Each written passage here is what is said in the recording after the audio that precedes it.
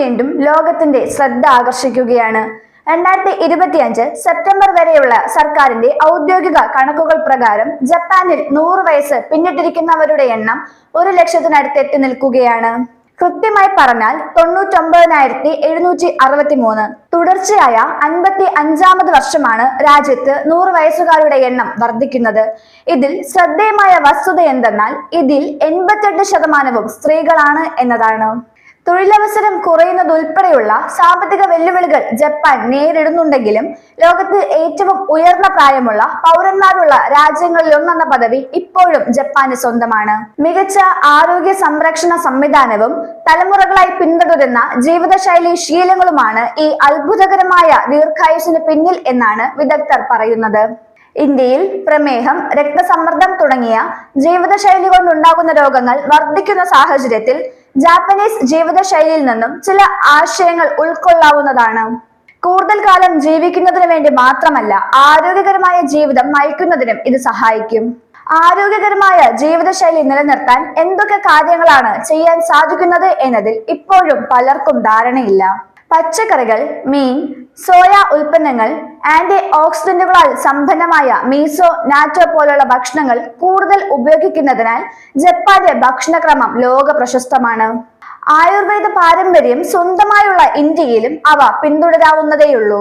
അനാരോഗ്യകരമായ ലഘുഭക്ഷണങ്ങൾക്കു പകരം വറുത്ത കടല, മുളപ്പിച്ച പയർ വർഗ്ഗങ്ങൾ എന്നിവ കഴിക്കുക. തിന, പയർ, രോഗപ്രതിരോധ ശേഷി വർദ്ധിപ്പിക്കുന്ന മഞ്ഞൾ, ഇഞ്ചി പോലുള്ള സുഗന്ധ വ്യഞ്ജനങ്ങൾ തുടങ്ങിയവയ്ക്ക് മുൻഗണന നൽകുക. ജപ്പാനിൽ പിന്തുടരുന്ന ഒരു ശീലമാണ് ഭക്ഷണം കഴിക്കുമ്പോൾ വയർ പൂർണ്ണമായും നിറയ്ക്കാതെ 80% നിറയുമ്പോൾ ഭക്ഷണം നിർത്തുക എന്നത്.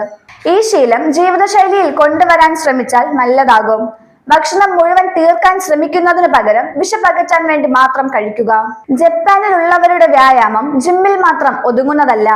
ദിവസേനയുള്ള നടത്തം, സൈക്ലിംഗ്, തോട്ട പരിപാലനം തുടങ്ങിയ ശീലങ്ങളും വ്യായാമ മുറകളാണ്. രാവിലെ യോഗയോ സൂര്യ നമസ്കാരമോ ശീലമാക്കുക.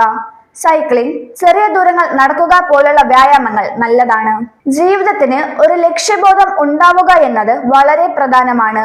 ലക്ഷ്യബോധവും സാമൂഹിക ബന്ധങ്ങളും നിലനിർത്തുന്നത് മാനസിക ആരോഗ്യത്തിനും സന്തോഷത്തിനും വളരെ അത്യാവശ്യമാണ്.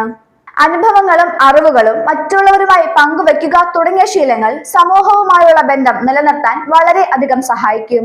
ജപ്പാനിൽ ഉള്ളവർ പല ആചാരങ്ങളും തലമുറകളായി പിന്തുടരുന്നവരാണ്. ആചാരങ്ങൾക്ക് വേണ്ടി സമയം ചിലവഴിക്കുന്നത് ഒരു പരിധിവരെ മാനസിക സമ്മർദ്ദം കുറയ്ക്കാൻ സഹായിക്കുന്നു.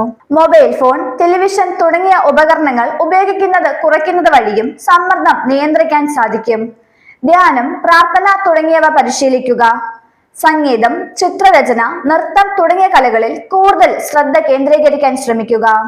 ദൈനംദിന ജീവിതശീലങ്ങളാണ് ആരോഗ്യകരമായ ജീവിതത്തിന്റെ അടിത്തറ.